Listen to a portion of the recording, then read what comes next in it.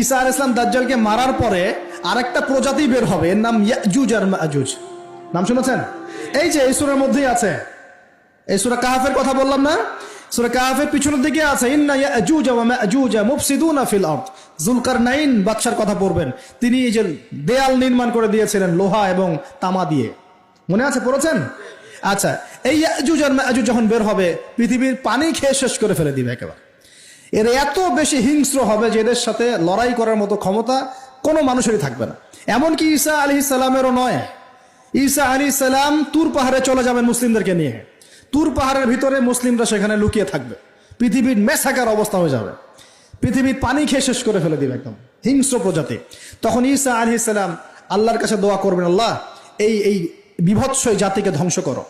আল্লাহ রাব্বুল আলামিন তখন ওই ইয়াজুজ আর মাজুজের এই কাঁধে, ঠিক কাঁধের মাঝখানে একটা ভাইরাস জন্ম দিবেন। কি জন্ম দিবেন? ওই যে বলি না মহামারীর ভাইরাস, অমুক ভাইরাস তমুক ভাইরাস, এই ভাইরাস আরো সামনে আছে বাকি এখনো।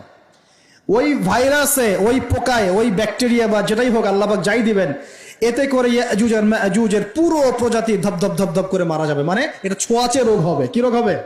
ছোঁয়াচে। ঠিক যেমন আমরা একটু করোনা দেখলাম না, একজন থেকে আরেকজন, একজন থেকে আরেকজন, এরকম জিনিস চলবে আরো বিশ্বে। আর এখনকার নতুন রিসার্চ হচ্ছে ওই সাইবেরিয়া অঞ্চলের যে বরফগুলো আছে না, ওর নিচে এই 1 লাখ বছর, 1.5 লাখ বছর, 2 লাখ বছর আগের ভাইরাসগুলো নতুন করে জায়গা শুরু করেছে এখন। হ্যাঁ, এগুলো বিজ্ঞানীরা বলছেন যে এগুলো আবার কোন দিন জানি পৃথিবীতে আত্মপ্রকাশ করা শুরু হয়। সবকিছুই ঘটবে। বিশ্বটার খুব রহস্য আছে, বিশ্বটার অনেক রহস্য আছে। আল্লাহ পাক এগুলো খেলার ছলে সৃষ্টি করেন নাই, পরীক্ষা। লিয়াবলুয়াকুম আইয়ুকুম আহসানু আমালা, আল্লাহ পাক বলেছেন। এরপরে ইয়াজুজ আর মাজুজের সব প্রজাতি মারা যাবে। নবীজি বলছেন জমিনে কোনো জায়গায় ফাঁকা থাকবে না, সমস্ত জায়গাতেই ওদের দেহ পড়ে থাকবে। আল্লাহু আকবার। এরপরে ঈসা আলাইহিস সালাম আল্লাহকে বলবেন, আল্লাহ জমিনটাকে পবিত্র করে দাও। আল্লাহ পাক কি করবেন জানেন? বড় বড় নখরওয়ালা, বড় বড় নখ আছে, নখ দেখেছেন? বড় বড় নখ, বড় বড় নখওয়ালা একটা স্পেশাল প্রজাতির পাখি আল্লাহ পাঠাবেন। কি পাঠাবেন? পাখি। এটা কোন পাখি, কি নাম আমরা জানি না।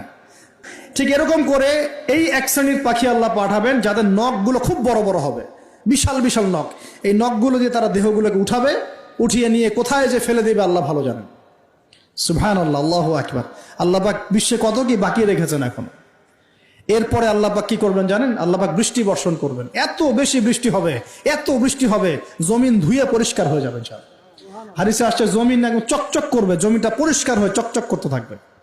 এরপরে কারণ ওই ভাইরাস তো ধুইতে হবে না, ভাইরাসকে ধুয়ে সাফ করতে হবে। তারপরে ঈসা আলাইহিস সালামের সময়ে বলা হচ্ছে, তার সময়ে